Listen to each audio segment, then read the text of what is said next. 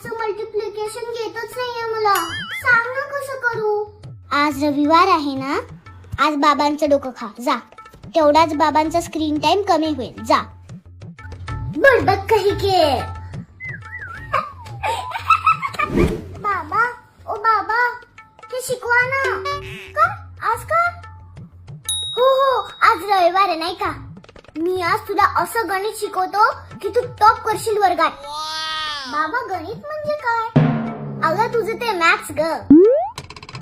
मी माझ्या काळात university topper होतो. ते सुद्धा गणिताचे सर नेहमी सुट्टीवर असायचे तरी सुद्धा. एकदा काय झालं होतं माहितीये का?